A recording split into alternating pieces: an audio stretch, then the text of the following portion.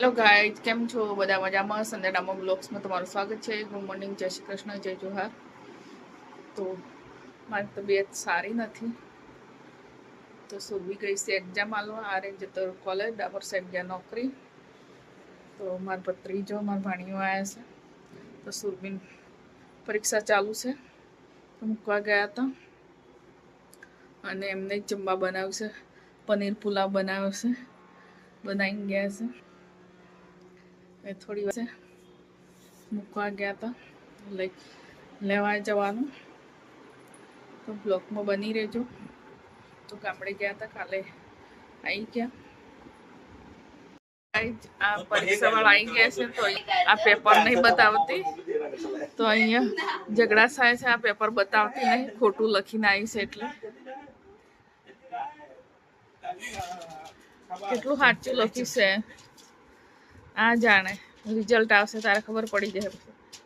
ઘરે ભેંસો સારવા કાઢી દેવી છે. મને તો પહેલાથી જ કીધું છે.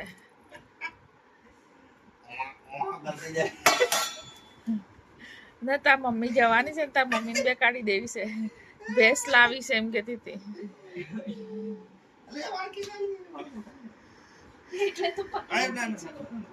જો રમો, પછી પપ્પા મેથી પાક આલશે, રિઝલ્ટ આવશે એટલે.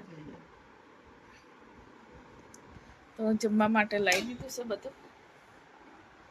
સંસ્કૃતમાં ને એને નહીં ગમતું. સંસ્કૃત તો આવડવું જોઈએ.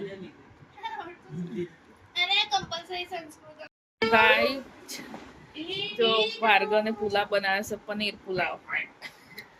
વિરેન્દ્ર બધો ફેરવી નાખ પેલા.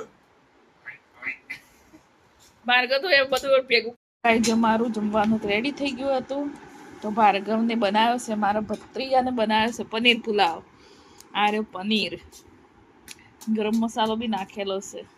વિરેન્દ્ર નીચે બેઠો, સુરભી અને આ એક નાનું બચ્ચું ઉપર બેઠું છે.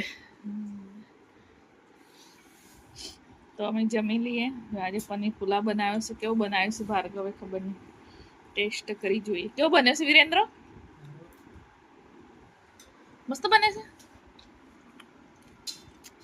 હા, મસ્ત બને.